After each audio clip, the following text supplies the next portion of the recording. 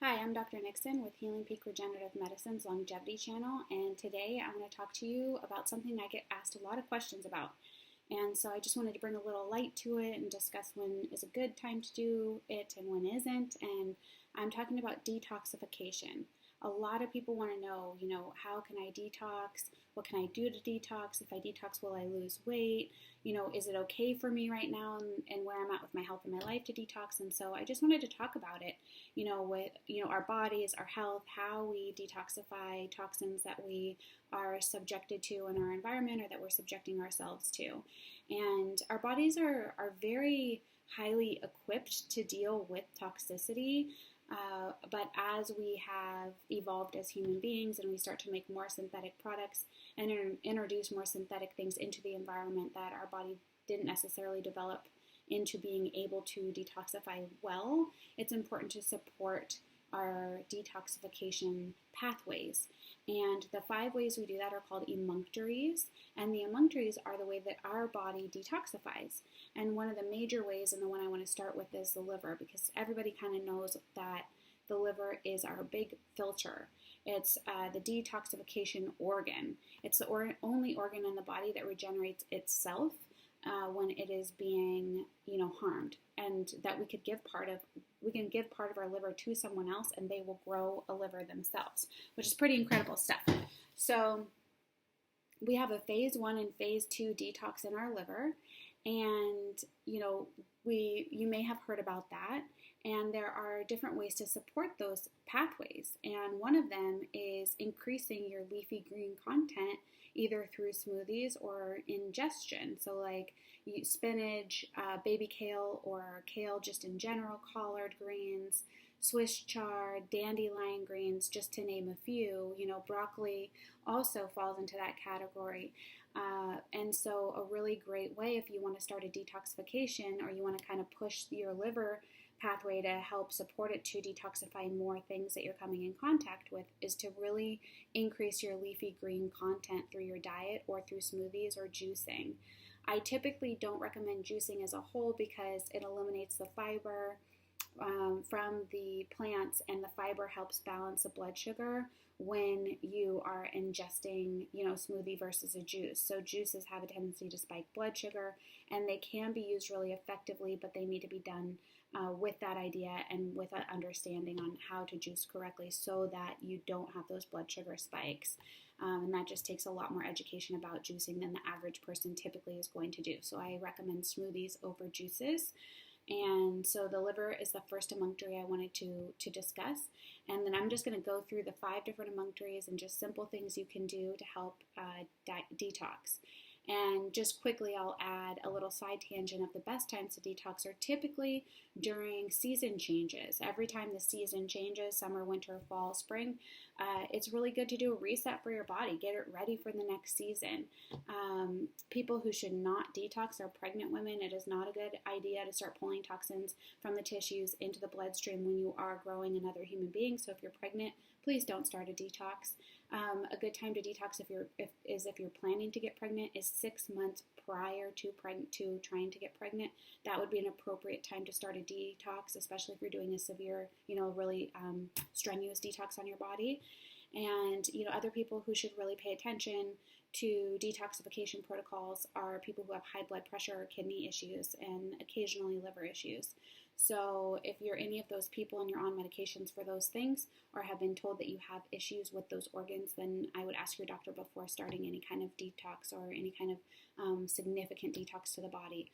So this is for this video. I'm not your doctor. Please, talk to your doctor before you start any of this stuff. That's just my little disclaimer. The video is primarily for healthy individuals on no medications with no, comorbidities or, health concerns. So if you're a healthy individual, there's not a lot you need to be worried about, but if there is something, please consult your doctor or consult me if I'm your doctor. So moving on to the lungs. The lungs are also a large detox organ, which a lot of people are not aware of. And one of the ways that you can use your lungs to detox is by doing certain types of breathing techniques, similar to Kundalini Yoga is one of them. You can Google that, and YouTube has lots of many instructions on how to kind of initiate yourself to Kundalini Yoga. It's a type of breathing that eliminates toxins from the lungs and has many other health benefits. There are certain types of breathing techniques where you can hold for you can inhale for 5 seconds, hold for 5 seconds, exhale for 5 seconds, hold for 5 seconds. That's another way. Hot yoga there's certain techniques in hot yoga that also stimulate detoxification through the lungs. There are essential oil diffusers that you can put in your house to help detoxification with the lungs, or just establish healthy lung function so that they are more likely to be able to cope with toxicity in the air and in the environment. So that's just a quick tip on the lungs. And one of the other ones, or the third emunctory, are the kidneys. And that's a pretty straightforward, simple, detoxification organ. They're urinating out excess metabolites of toxicity, and we get rid of a lot of stuff through the kidneys. And so there are herbs that you can use to help support the kidney function, but staying well hydrated is the best way to support the kidneys. And I've done some videos on hydration before. Hydration is not just about drinking water, but also about having the appropriate electrolytes in your water as well, as long, again, as you're not someone who is suffering from any kind of kidney issue. So just making sure you drink a ton of water. There is a calculation that you can use with your body mass index or your weight to calculate the right amount of water that you should be drinking and the type of hydration that you should be doing. If you have any questions about that, please call my office, and the number is 206-899-6000, and we can chat about it. And so the fourth emunctory is pooping. It's your large intestine. So we eliminate a lot of waste also through stool. And the best way to detox your bowels is to bulk up your stool. So when you bulk up your stool, you're going to eat a lot more fiber or take a supplement with fiber in it. Please do not use Metamucil or any of these like bright orange fiber gummies, or Metamucil often is a fancy color. These have very toxic dyes in them that actually can contribute to many other health conditions. Metamucil is not a good substitute for fiber. So I'm talking like psyllium husk, bentonite clay, activated charcoal. Those are not fibers. Those are just side supplements that can be helpful when you're detoxing your colon. But psyllium husk and flax, there are other more natural different types of fiber, apple pectin. There's many different types out there. So you'll want to get a very natural, if you want to do a colon detox, you want to get a very natural type of fiber to bulk up the stool.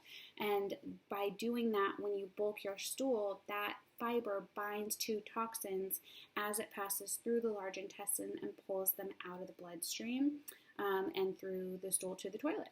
So that's another really great way to detox. And then the last one is your skin. Your skin is one of my favorite ones. I think a lot of people know about detoxification through the skin for the most part, but don't know how effective it can be. And, one of the best ways to get rid of heavy metals, which are hard to get rid of if you are heavy metal toxic, is sweating. So outside of like peeing, pooping, breathing, liver support, the best way to get rid of heavy metals and some other organotoxins is through sweating. And the best way to do that is to have a sauna or to have access to a sauna. So my husband and I, we use Relax Sauna. It's a far infrared sauna. I can put a link for the sauna that we use in the description below if you'd like to check it out. It's a portable sauna. There is a lot to research if you want to put a sauna in your house about the wood and the way that the wood that is used or traded off gases in less expensive saunas. And so if you're going to put a sauna in your house, you're going to purchase a sauna on Wayfair, Overstock.com, or someplace. You really want to know what you're purchasing. So what we use is, like I said, a far infrared sauna. It's portable. It fits in a bag. You can put it in the closet, although we just leave it up because we use it all the time. And then you'll want to, sit in the sauna for the specified time and then immediately get in the shower and rinse off your skin, because when you get in the shower and rinse off your skin right away, it doesn't have a chance to reabsorb back into your body anything that you have just sweat out. So that's another really great way to detox. And they're fairly affordable for what they are. They're really not an inexpensive sauna. And if you don't own a house or you don't have space to build a big sauna, this is a really great option for you to get detoxing through the skin. So that was kind of a big topic today. So the emunctories, just to recap really fast, are skin, kidney, stools or pooping, large intestine, liver, and breathing, your lungs. So those are the 5 ways that your body can detox, and there's a lot of different ways you can support them. Please don't take any supplements if I'm not your doctor, and if I am your doctor, please check with me before you start any of those more heavier detoxification protocols. Okay, thanks so much.